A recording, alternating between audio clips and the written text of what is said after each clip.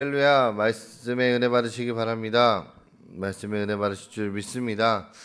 이 자리에서 하나님께 영광 올려드리는, 또 온라인으로 현장에서 함께 영광 올려드리는 사랑하는 우리 본이 되는 교회 성도 여러분들 가운데 하나님의 사랑이 가득 넘쳐나시길 주님의 이름으로 축복합니다. 오늘 나눌 말씀의 제목은 요셉을 잊어버린 애굽 관원들이라는 제목으로 말씀을 나누고자 합니다. 많은 사람들은요, 어려운 상황이 닥치면 아쉬운 소리를 쉽게 하다가도요, 그 순간을 모면하면 그때의 은혜를 잊고 살아갑니다. 요셉도 그와 같은 일을 겪었습니다. 보디발의 아내의 모함으로 감옥에 갇히게 된 요셉은요, 그곳에서 떡 굽는 관원장과 술 맡은 관원장을 수종들게 됩니다. 그러던 어느 날 이 두 관원장은 이상한 꿈을 꾸게 되고요. 또 이를 요셉이 해석을 해줍니다. 요셉의 해석은 정확히 들어맞아 또 술 맡은 관원장은 요셉의 해석대로 전직을 회복합니다. 그러나 그는 요셉의 일을 그만 잊고 말았습니다. 그렇지만 하나님께서는 그 하나님의 역사를 이루시기 위해 이 술 맡은 관원장의 행위까지도 사용하셨습니다. 그래서 하나님께서는 소년 시절 꾸었던 그 요셉의 꿈을 반드시 성취하실 것입니다. 하나님께서는 요셉의 경우와 같이 이웃에게 행한 선과 사랑은 반드시 심은 대로 거두게 하십니다. 그러므로 우리들은 믿지 않는 자들과 구별되어야 합니다.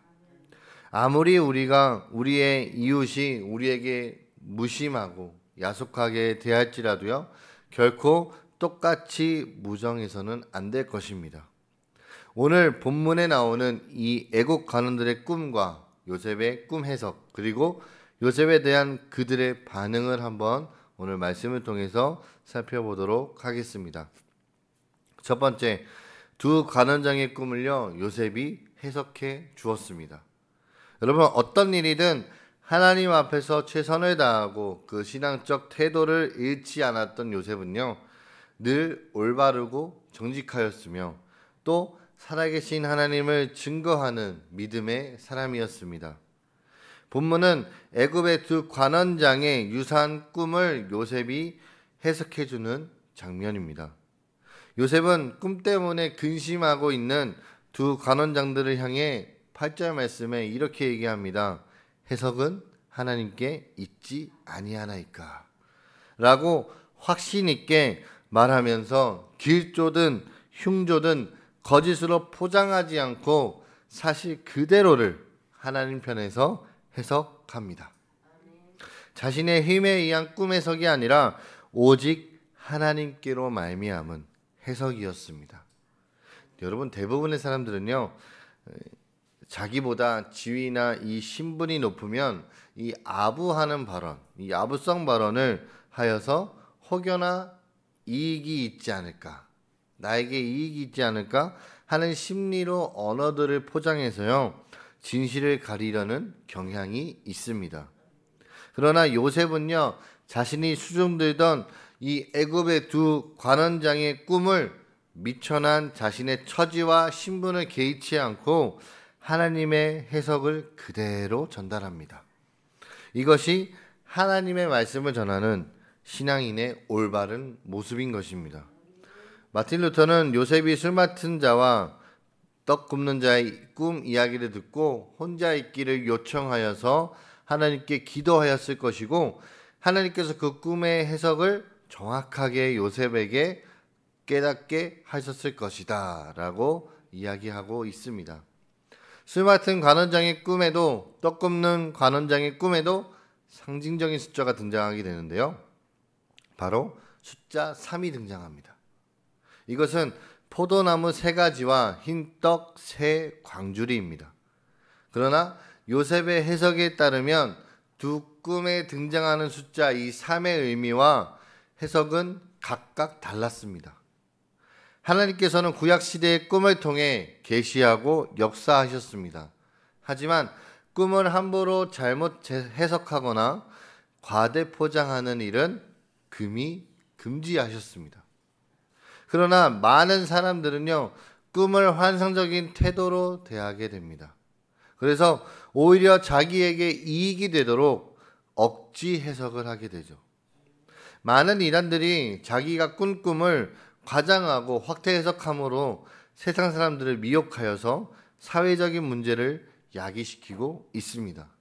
그러므로 우리는 성경에 비추어 올바른 꿈 해석을 지향하고 하나님의 뜻을 바로 깨닫는 데 관심을 가져야 하는 것입니다. 오직 하나님을 바로 알고 우리가 깨달았을 때 우리는 신앙의 유익을 도모할 수 있을 것입니다. 두 번째 알아볼 것은 떡 굽는 관원장은 요셉의 꿈 해석에 대해서 무관심했습니다. 술 맡은 관원장의 꿈을 해석해주는 이 요셉의 이야기를 듣고 떡 굽는 관원장은 자신의 꿈도 해석을 해달라고 요셉에게 부탁을 했습니다. 16절 말씀인데요. 우리 본문 16절 말씀 한번 읽어볼까요? 16절 말씀.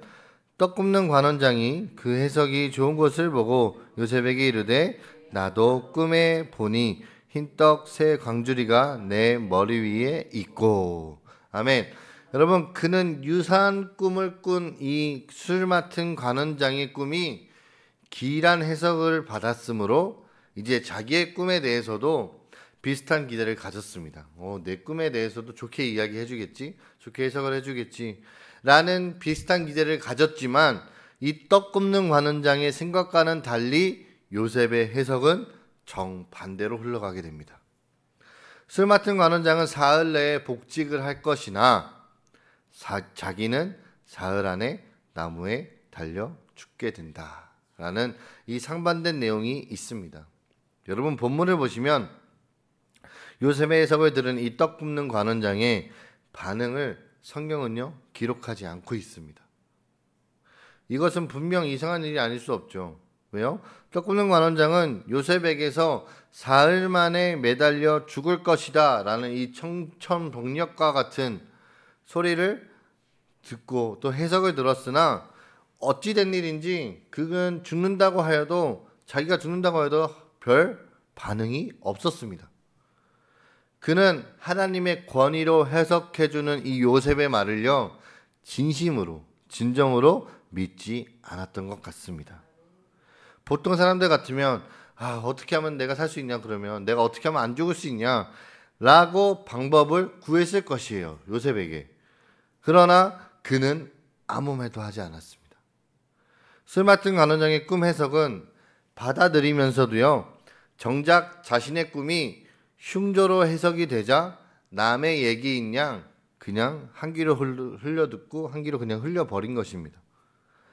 남의 말을 불신하는 태도로 인해 살 기회를 놓쳐버릴 게 아니라 오히려 살 길을 알려달라고 하나님께 매달려야 했습니다. 결국 떡 굽는 관원장은 바로의 생일날 나무에 매달려 죽고 말았습니다. 여러분, 이 사건을 어떻게 해석하게 됐냐면 그리스도를 영접하지 않은 불신앙들, 그러니까 예수님을 믿지 않는 사람들이 우리가 복음을 전하고 들을 수 있는 기회를 외면했을 때 훗날 사망의 심판대 앞에서 겪게 될 비극적인 모습과 너무나 흡사한 것입니다. 세 번째입니다. 술 맡은 관원장은 요셉의 은혜를 베푼 요셉을 잊어버렸습니다. 여러분, 두 관원장의 꿈에 대한 요셉의 해석이 성취될 그날이 이제 드디어 왔습니다. 그날은 바로의 생일로서 이 요셉 당시의 그 애굽에서는요 바로의 생일이 국가적 축일이었습니다. 그래서 특히 그날에는 이 바로가 특별 사면을 하는 동시에 그들 중에 이제 죄인을 처형하는 의식이 있었습니다.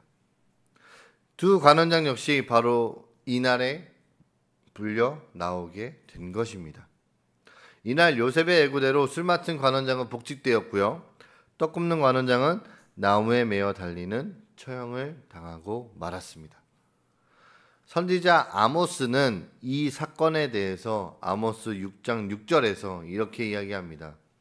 대접으로 포도주를 마시며 귀한 기름을 몸에 바르면서 요셉의 환난에 대하여는 근심하지 아니하는 자로다라고 증거합니다. 여러분, 전날의 직분을 회복한 이 술 맡은 관원장은 잃어버렸던 삶을 다시 찾게 된 동시에 감옥의 고통도 곧 잊어버렸고요. 그와 함께 요셉의 은혜도 잊어버렸기 때문입니다.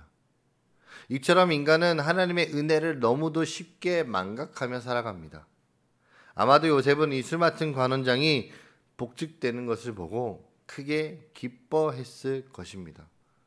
그래서 기뻐하면서도 속히 나도 이제 나의 억울함을 벗게 해주겠지라는 그 마음을 가지고 간절히 기다렸을 것입니다. 그러나 이 요셉의 마음과는 달리 술 맡은 관원장은 그것들을 기억하지 못하고 그 모든 것을 잊고 지냈습니다. 여러분, 자신의 꿈 때문에 애굽의 노예로 팔려온 요셉은 한 번 들어가면 이 바로의 사면이 없이는 결코 나올 수 없는 이 황실 감옥에 투옥되는 아주 기구한 처지가 되었습니다. 그러나 함께 감옥에 투옥된 그 두 명의 고위 대신에 꿈을 해석해주는 이를 통하여 장차 바로에게 등용되는 계기가 될 영광의 여명이 드디어 요셉에게 찾아왔습니다. 하지만 그 영광은 금방 이루어지지 않았습니다. 요셉의 해석대로 복권된 술 맡은 관원장이 요셉을 까마득히 잊어버렸기 때문입니다. 여러분, 보통 우리 인간들은요, 보통 기대가 무너지면 어떻게 됩니까? 낭망하게 됩니다. 그리고 특히 내가 친하다고 내가 믿었던 사람이 약속을 저버리고 그 약속을 우리를 배신하게 되면 어떻게 됩니까? 마음의 상처는 더 커져서 실망감에 그리고 절망감에 사로잡히게 됩니다. 그러나 성경은 그런 우리에게 이렇게 권면합니다. 우리 시편 42편 11절 말씀인데요. 내 영혼아, 네가 어찌하여 낙심하며 어찌하여 내 속에서 불안해하는가? 너는 하나님께 소망을 두라.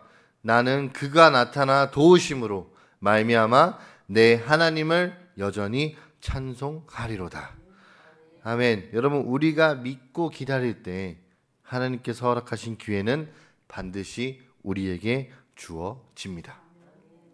우리 말씀을 마무리하겠습니다. 사랑하는 우리 본인의 교회 성도 여러분들, 하나님의 인도하심이 강하게 느껴질 정도로 일이 순조롭게 진행되다가 내 예상과는 달리 흘러갈 때, 내 예상과 생각했던 것과 달리 흘러갈 때 당황하거나 우리는 하나님을 원망하기 쉽습니다. 그러나 하나님의 계획은요, 완벽하시고 조금도 실수가 없으십니다. 하나님께서는 내가 알지 못하는 최적의 때에 하나님의 일을 하나하나 또 이루어 가십니다. 섣부른 판단으로 하나님을 원망하거나 세상적인 방법으로 돌아서지 않도록 우리는 조심해야 합니다.